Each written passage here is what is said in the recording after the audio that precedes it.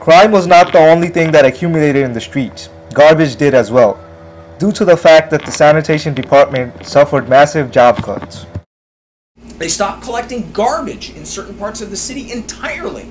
So the whole city's infrastructure was beginning to dissolve. Rats on the west side, bedbugs uptown. What a mess, this town's in tatters. I've been shattered, my brain's been battered. Splattered all over Manhattan. The city was running out of money to do all kinds of things, is the deteriorating infrastructure of the city. I can't give you an exact date, but I remember when people were talking about the Williamsburg Bridge falling down or the Brooklyn Bridge falling down because the city didn't have enough money to, to paint it or repair it on a regular basis. The city was a lot dirtier than it is now. It's not just crime that is a marker of a fiscal crisis like that. It's quality of life stuff all over the place. The police were so busy dealing with violent crime that they let a lot of other things, that are often called quality of life crimes, go by the board, so that you'd have all sorts of stuff happening in the city that nowadays the police wouldn't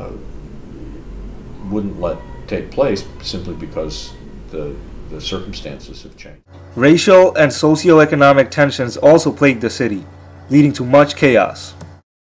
Things that involve the police against minority groups, those kinds of things added to the racial tensions. A combination of racial and economic tension in the city. New York City also burned several times in the 60s, with riots in Bedford-Stuyvesant, Bushwick, Manhattanville, and elsewhere. In hopes of maintaining peace and order, the city continued to invest heavily in welfare programs, which became increasingly necessary. Welfare programs should continue, but the question is the extent and how much you can pay.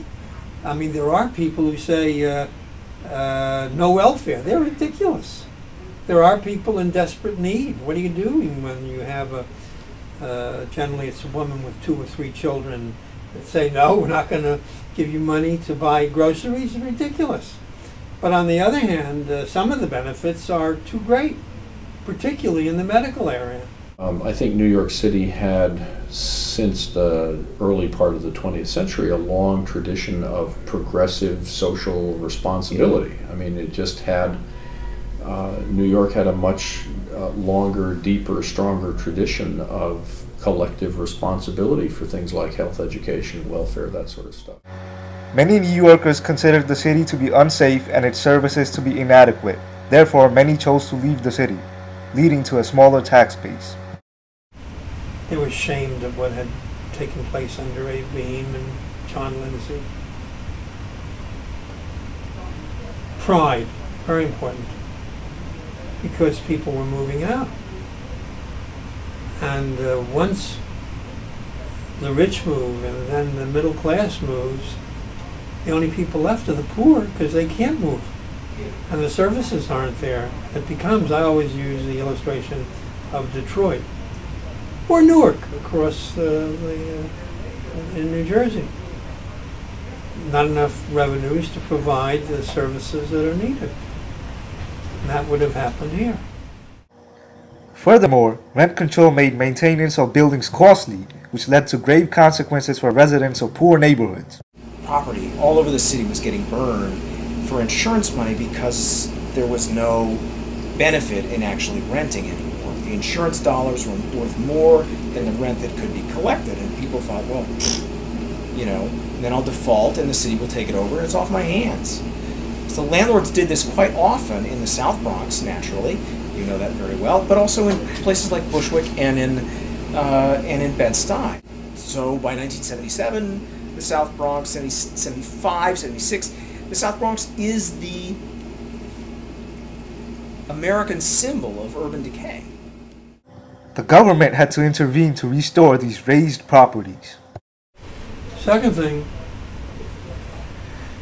I rebuilt the Bronx in particular. I took all the empty buildings and with city monies rebuilt them and then rented them at affordable rents.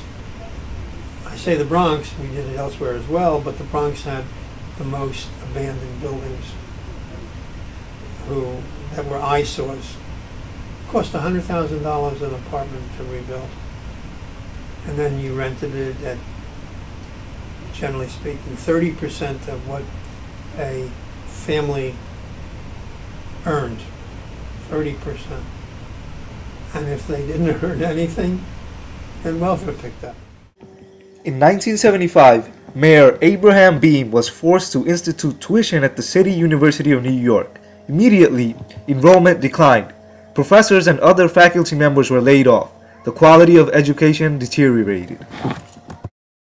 Well, I think the reputation of some of the public sector institutions and some of their performance never completely recovered. Just to give one example, City University was free before the fiscal crisis.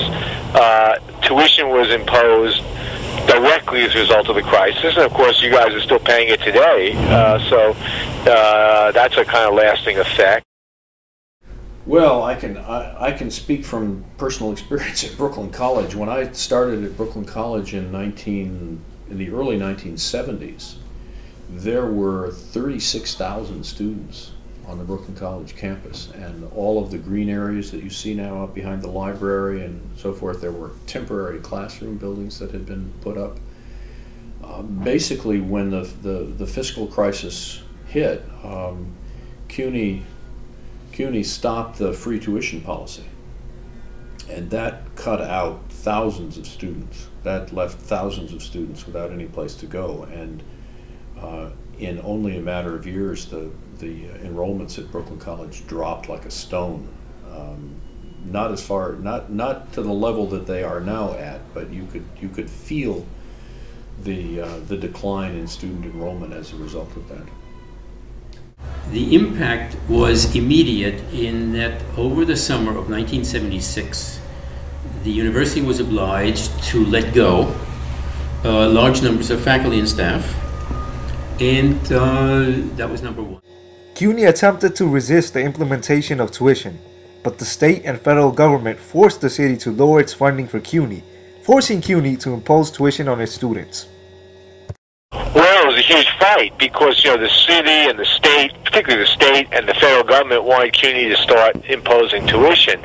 And actually the university tried to resist it, and they didn't really go along at first. And what the city did was effectively just gave CUNY less money and said, if you want to continue to operate, you're going to have to, have tuition. And CUNY tried to resist that, but in the end, it literally ran out of money. They had to shut down the year early, and eventually the Board of Trustees did put in tuition. So there was a lot of protest, and it wasn't just tuition either. They fired a lot of professors, classes became bigger, so there was a lot of protest, but, in the end, at least the tuition went through. Professor Joshua Freeman summarizes the profound impact the fiscal crisis had on the lives of all New Yorkers. There was a big cutback in services from the city.